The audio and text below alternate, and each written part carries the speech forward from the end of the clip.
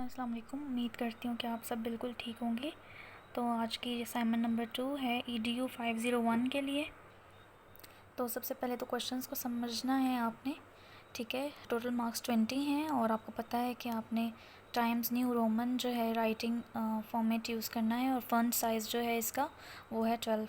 तो पहला क्वेश्चन है what is the role of school culture in learning and explain your answer in detail. It means कि आपने bullet point में नहीं लिखना बल्कि आपने एक्सप्लेन करके लिखना है अपने आंसर को।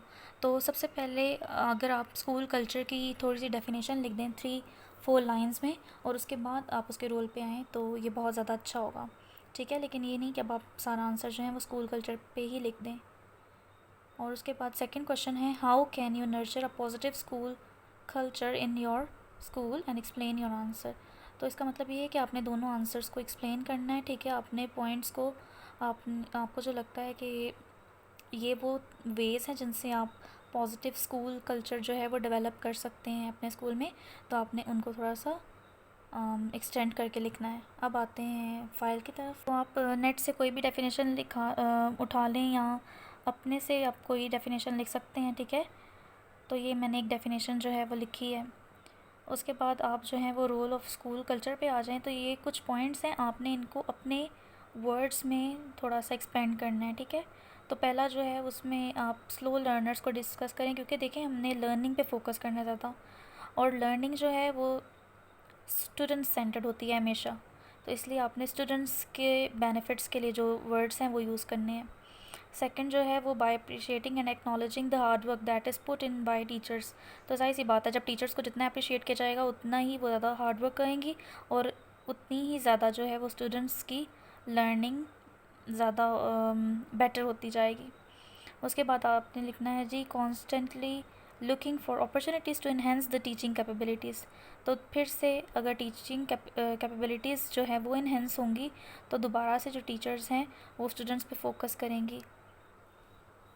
उसके अलावा जो है अगर आप ऐड कर दें कि अगर पेरेंट्स के साथ अच्छा बिहेवियर होगा, अगर पेरेंट्स के साथ जो है वो कम्युनिकेशन ज़्यादा डेवलप होगी तो पेरेंट्स जो हैं वो रीइंफोर्समेंट करेंगे। आप अपने से भी पॉइंट्स ऐड कर सकते हैं। तो यहाँ पे आपको एक और पॉइंट बताती चलूँ कि school culture is also helpful, ठीक है, in creating good communication with the parents and dealing with the parental concerns. And then you have to overcome the, you can say, you have to achieve the goals and the demands of the parents, and in this way reinforcement will be provided by the parents to the learners, to the students, and in this way learning can be you can say achieved. Then providing the teachers a space where they can feel fearlessly talk about their challenges and difficulties. तो जब दोबारा से teachers की तरफ आते हैं, जब वो खुल के बताएंगी they will be having freedom, so फिर क्या होगी कि हम लर्निंग जो है वो ज़्यादा होगी। उसके बाद है जी बैकिंग द टीचिंग प्रैक्टिसेस। और टीचिंग प्रैक्टिसेस को आप जितना जो है प्रमोट करेंगे उतना ही ज़्यादा जो है टीचिंग प्रोसेस अच्छा होगा और स्टूडेंट्स जो हैं वो ज़्यादा लर्न करेंगे। इसी तरह फिर नट शेल में आप कुछ और एडवांटेजेस और पॉइंट्स ऐड कर दें। और ये जो पॉइंट्स ऊपर हैं, अगर आपको भी कोई पॉइंट्स पता हैं तो आप कमेंट सेक्शन में प्लीज़ शेयर कर दें। Now coming toward the second part. So second question is how can you nurture a positive school culture. So what are the ways. तो इसमें भी सबसे पहले आप 3-4 लाइन्स जो हैं वो पॉजिटिव स्कूल कल्चर के बारे में लिख दें। उसके बाद फिर एक पॉजिटिव स्कूल कल्चर में होता क्या क्या है आप वो वर्ड्स ऐड कर दें। जैसा मैंने यहाँ पे लिखा हुआ है, ये सब चीज़ें मैंने नेट से ली हैं, 1-2 बुक से ली हैं, कुछ हैंड आउट को यूज़ करके मैं आपको बता रही हूँ। तो आपने social climate, intellectual climate, rules and policies, traditions and routines, इनको थोड़ा सा डिस्कस कर लें ताकि आपको पता हो कि पॉजिटिव स्कूल कल्चर होता क्या है, ठीक है। फिर आगे है कुछ ट्रेडिशंस एंड रूटीन्स मैंने लिखा है, स्ट्रक्चर्स हैं, veg of effectively working with parents and norms of for relationships and behaviors.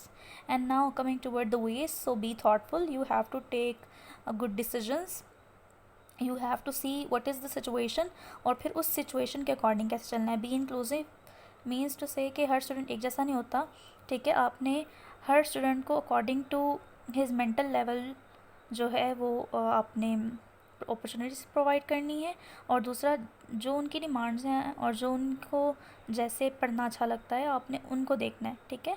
Your teaching method should be and your lesson planning everything should be student centred. आपको पता होना चाहिए कि एक स्टूडेंट की क्या डिमांड्स हैं। Then involvement of the students is also very important. जब तक वो स्टूडेंट्स पार्टिसिपेट नहीं करेंगे तब तक उनकी लर्निंग जो है या जो स्कूल कल्चर है, पॉजिटिव स्कूल कल्चर है, वो डेवलप नहीं हो सकता।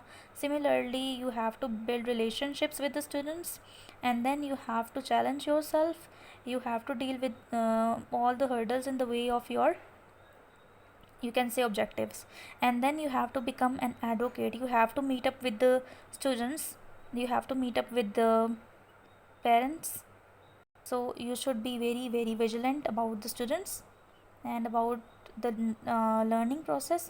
And these are some of the ways by which you can promote or you can add social culture in positive social culture in your schools. फिर मैं फिर से बता दूं कि you don't have to write only this. आप सिर्फ questions को समझें, और जो ज़्यादातर मार्क्स हैं वो क्वेश्चन को समझने पे मिलते हैं, ना कि आंसर लिखने पे। और कॉपी पेस्ट फाइल मांगना ये सब चीज़ें नहीं है। यहाँ पे जो हेल्प है वो सिर्फ आपको गाइड करने के लिए, क्वेश्चन को समझने के लिए।